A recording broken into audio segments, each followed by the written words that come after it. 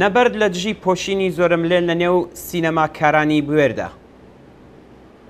لا گەرماوگەرمی توندبوونەوەی کردداری وەحشیانەی سەران دام و دەستگا و هێزی سەرکوتگەری کۆماری ئیسلامی دژ بە بزوتنەوە تێکۆشەرە کۆمەڵایەتیەکان و بە تایبەت بزوتنەوەی ژنان و دژ بە حیجابی ئیجباری، هانا کامکار و مەهدیە محەممەدخانی دوو گۆرانی بێژی جێڕێز لەم ڕۆژانەی دواییدا بە پۆشینی ئیختیاریەوە بەرنمەیان بەڕێوە بردووە. زۆریەک لە هونەرمەندان لە هەمان ڕۆژەکانی سەتای ئاخێزی شۆڕشگێڕانەی ژن ژیان ئازادیەوە بە ڕیزی لاوان و خەڵکی ڕاپەڕی و پەیوەست بوون. لەم نێوانەدا هونەرمەندان و سیما ناسراوەکانی ژن بە دەرکەوتن بە پۆشینی ئازادەوە لە نێو کۆڕ و کۆمەڵە گشتیەکان و لەسەر گڵکۆی گیانبەختکردوانی شۆڕش درەوشانەوەتەوە. لێوە کە کۆمەلگای هونەری تێکۆشەر و خۆڕاگر خاوەنی بەریناییەکی فراوانە لەم نووسراوە کورتەدا تەنیا ئاوڕێک لە هونەرمەندانی چالاکی ژن لە سینەماکاندا ئەدرێتەوە. سینەما هونەرێکی چەند لایەنە و جەماوەریە و دەست ئەندەرکارانی سەرسەحنەکانی و بە تایبەت بازیگەران شۆرەت و پێگەیەکی گرنگ لە نێو چین و تۆیژێکی بەرینی کۆمەڵدا بۆ خۆیان دەستەبەر دەکەن. گروپێک لە سینەماکارانی ئێران بە تایبەت ژنان لە ماوەی شۆڕشی ژن ژیان ئازادیدا لە پاڵ خەڵکێکدا بوون کە دوای گیانبەختکردنی ژینا ئەمینی لە گرتوخانەی گەشتی ئێرشاد بەرینترین بزوتنەوەی دژی حکوومەتی مێژووی کۆماری ئیسلامیان تۆمار کرد. فاتمە موعتەمەد ئاریا بازیگەری ناودار لە ساڵی 1401 لە مەراسمی ڕێزگرتن لە ئەمین تارخ بەبێ سەرپۆش دەرکەوت بوو. کەتایون ڕیاحی، هەنگامە قازیانی، تەرانە عەلی دووستی و سۆهەیلا گولەستانیش هەر ئەو کارایان کردو لە بەرامبەر کردداری سەرکوتگەرانەی ڕژیمدا خۆڕاگریەکی جێڕێزیان لە خۆیان نیشاندا.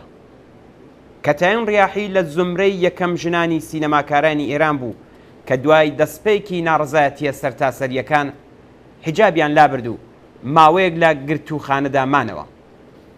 تەرانە عەلی دووستی لە زمرەی یەکەم ئەکتەرە ناسراوەکانی سینەمای ئێران بەهۆی بڵاوکردنەوەی وێنەی بێسەرپۆشی خۆی لەگەڵ دروشمی ژن ژیان ئازادی لە تۆڕە کۆمەڵایەتیەکاندا داکۆکی ئازایانەی لە شۆڕش و مەحکومکردنی بە ئاشکرای ئێعدامکرانی لاوی گیانبەختکردووی شۆڕش محسێن شکاری بانکرا بۆ دادسەرای ئەوین و دواتر ڕۆژی 26 مانگی سەرماوەز دەست بەسەر کرا. ئەم دەست بەسەرکردنە گەلێک کاردانەوەی بەرینی نێوخۆیی و جیهانی بە دوای خۆی داهێنا. لەوانە جەژنوارەی فیلمی کێن لە فەڕەنسا بە بڵاوکردنەوەی ڕاگەاندنێک دەست بەسەرکرانی ئەویان مەحکوم کرد. لە ئێرانیش چەندین سینەماکاری ناسراوی وەک ڕەخشان بەنی ئێعتماد ڕۆژی یەکشەممە 27 مانگی سەرماوەز بۆ پشتیوانی لەو لە بەردەم زیندانی ئەوین کۆبوونەوە.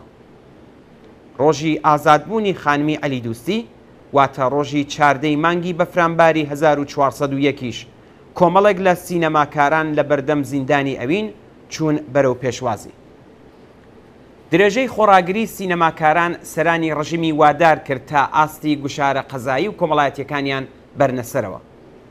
تەشکیلی پەروەندەی قەزایی بۆ ئەو ئەکتەرە ژنانەی کە بەبێ پۆشینی ئیجباری لە کۆڕ و کۆبوونەوە گشتیەکاندا دەردەکەون، دانی مافی تایبەتی چاودێری بەسەر بەرهەمهێنان و بڵاوکردنەوەی بەرهەمەکانی شەبەکەی خانەگی بە سازمانی گەندەڵی سەدا و سیمای کۆماری ئیسلامی، ناردنی نامەی هەڕەشامێزی سازمانی سینەمایی بۆ بەرهەمهێنەرانی سینەمای ئێران بۆ هاوکاری نەکردن لەگەڵ ئەو هونەرمەندانەی کە بەهۆی ڕەچاو نەکردنی حیجابی ئیجباری تاوانی هەنجارشکێنیان دراوەتە پاڵ چەند نمونەیەک لەم کردارە هاو ئاهەنگانەیە. بەڵام بەدەنەی سینەمای ئێران و سیما ناسراوەکانی بە خۆبواردن لە بەشداریکردن لە 41مین دەورەی جەشنوارەی فیلمی فەجر و زیاتر ئامادەبوونی بازیگەرانی ژن بە پۆشینی ئازادەوە لە کۆبوونەوە گشتیەکاندا سەبارەت بە بەرزبوونەوەی ئاستی گوشارە وەحشیانەکانی ڕژیم کاردانەوەیان نیشاندا. یەکێک لە بازیگەرانی ژن هۆکاری ئەم خۆڕاگرە بێوێرانەی بەم شێوەیە ڕوون کردەوە. ئەم ڕەوەندە لە درێژەی سیاسەتی کۆنتڕۆڵگەری 45 ساڵەی حکوومەتی ئیسلامیدا و بابەتێکی بە تەواوەتی جەمعیە. ئەگەر ئەمڕۆ کۆمەڵگای هونەرمەندان لە بەرامبەر ئەم کردداری زۆر و هەڕەشە و بەڕەعیەتزانینی ناوەندە حکوومەتیەکاندا بە لێبڕاوی ڕانەوەستێت، نەتەنیا کارایی خۆی لە نێو خەڵکدا لە دەست ئەدات، بەڵکو بەرەو مەرگی بە شوێنەیەش دەچێت. دیارە دەبێت بە دڵنیاییەوە بڵین خۆی قەرزداری شۆڕشی ژنانەی ژیناش دەکات. شۆڕشی ژینان لە قوڵایی و لە پانتاییدا خەریکی پەرئەستاندنە.